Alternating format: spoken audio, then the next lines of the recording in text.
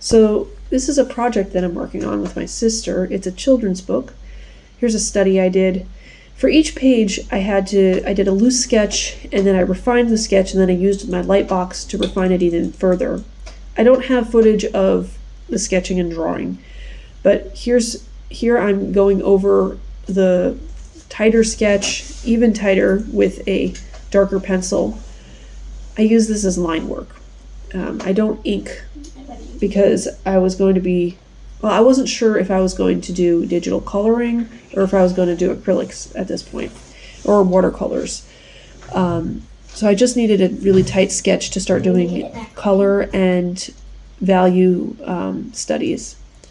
So this is one where she actually wanted me to change the design, because I made up a design out of my imagination, but my sister wanted the designs in this book to be something that could potentially be an actual bird toy design. So these are Sola balls. They're really, really popular with birds apparently, and they're expensive.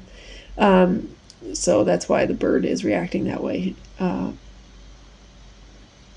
So you can see I also redraw a lot when I'm doing this. It's not really just tracing. If I see something that's off in the anatomy or something needs more detail, I'll add it on.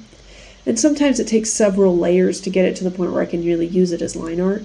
So here I saw like the beak was a little bit off, and because I'm looking at reference photos as I do these tracings, because they're not exactly tracings, I'm redrawing stuff.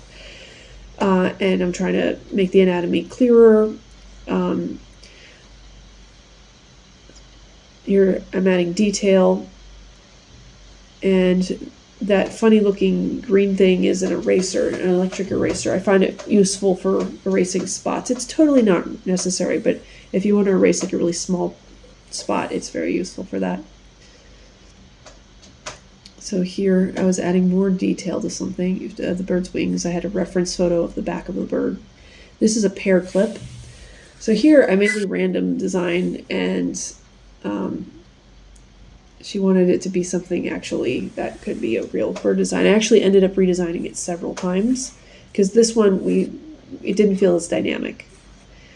But you can see I'm sketching here with a lighter pencil. I think this is a 2B. Normally I use HB, but I needed it to be more visible, and then I went on top of this with I think that's an 8B to make really nice dark lines.